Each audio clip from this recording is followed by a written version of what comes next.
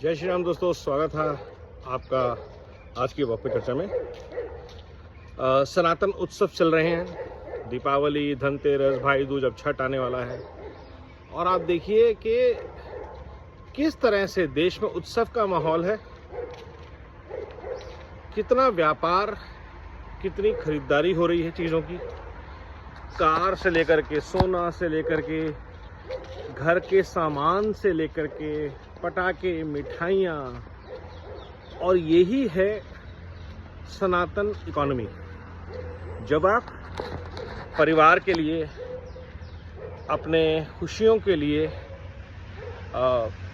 अपने अर्जित धन को स्पेंड करते हैं, ना कि ड्रग्स पर, हॉस्पिटल्स पर, नेगेटिव इकोनॉमी पर, सिन इकोनॉमी पर। और ये जो इकोसिस्टम बनाया है भारत की संस्कृति ने, भारत के संस्कार ने, साल में 3 से 4 बार आप जो भी धन अर्जित करते हैं उसको इस तरह से खर्च किया जाए। नवरात्रे 2 बार आते हैं, ओणम आता है, बिहू आता है, बैसाखी आती है, हार्वेस्ट से लिंक्ड है, नेचर से लिंक्ड है। अभी छठ आएगा, सूर्य को अर्घ दिया जाएगा। और ये बहुत ही अच्छी चीज़ है कि नई जनरेशन अपनी संस्कृति, अपने संस्कारों से जुड़ रही है। उसका सबसे बड़ा उदाहरण दिल्ली एनसीआर में बढ़ते हुए छठ के आयोजन हैं, बढ़ती हुई दुर्गा पूजाएं हैं, बढ़ती हुई रामलीलाएं हैं। तो जब एक देश के पास, एक संस्कृति के पास अवसर होता है कि वो अपनी जड़ों को जाने,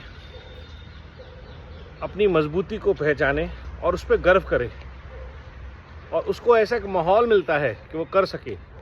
आज अयोध्या सजी हुई है, आज मथुरा से संवरी हुई है, आज वाराणसी से लेकर के तिरुपति तक, अमृतसर से लेकर के सोमनाथ तक, हर जगह उत्सव का माहौल है। सनातन टूरिज्म चल रहा है, होटल्स बुक हैं, हवाई जहाज की टिकटें महंगी हैं, ट्रेन्स पूरी चोक्ड हैं। तो हमारी जो वाइब्रेंट इकोनॉमी है वो सेल्फ सस्टेनेबल बन जाती है। आप देखिए, भारत दुनिया के बहुत कम देशों में से है जिसको ना इंपोर्ट से बहुत ज़्यादा फर्क पड़ता है, ना एक्सपोर्ट से बहुत ज़्यादा फर्क पड़ता है। हाँ, बिजनेस व्यापार बढ़ता है, अच्छी बात है, लेकिन हमारे सिस्टम्स में ऐसी चीज़ें बनी हुई हैं और ऐसी हमारी तैयारी है कि हम ऑल्टरनेट्स के लिए एनर्जाइज्ड हैं। कल बात हुई यूएस के साथ गवर्नमेंट की कि कॉर्न और इथेनॉल की बात हो रही है। तो इथेनॉल हमें किस लिए चाहिए? ब्लेंडिंग के लिए चाहिए। तो हमने पेट्रोल का जो फॉसिल फ्यूल का ऑल्टरनेट लिया कि हमारी किसानी, हमारे उस पर ज़्यादा इम्पैक्ट ना पड़े, क्योंकि गन्ना उगाना भी बहुत ही इंटेंसिव काम होता है। तो हमने इथेनॉल ही इंपोर्ट करना शुरू कर देंगे अपनी ज़रूरत से ज़्यादा, क्योंकि और ज़्यादा हम बनाने में शायद सक्षम ना रहें। कौन? तो ये जो चीज़ें इकोनॉमिक पॉइंट ऑफ व्यू से ली जा रही है कि हम वो चीज़ें याद करें जिनकी हमें ज़रूरत है, शौक नहीं है। और शौक वाली चीज़ों पे आप दबा के पैसे लीजिए लोगों से। उनको अगर इंपोर्ट ड्यूटी से फ्री रखा जाए तो यहाँ पे सरकार उन पे टैक्स कमाए और दबा के कमाए। जो चीज़ भारत में नहीं बन रही, कोई कंपनी किसी कारणवश नहीं बनाना चाहती, तो टैक्स पे करे। तो ये जो इकोनॉमिक सिस्टम बन रहा है कि 90% भारत को कभी ज़रूरत नहीं पड़ेगी कोई इंपोर्टेड सामान यूज़ करने की।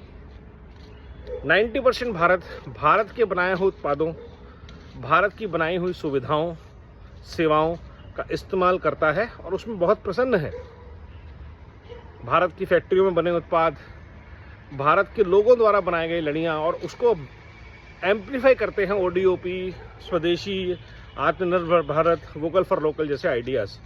और हर घर में पैसा पहुंचता है, बिना धर्म देखे, बिना जाति देखे।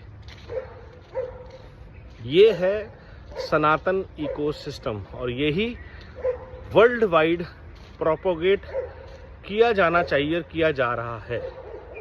तो आप सबको इस महा उत्सव की घर घर में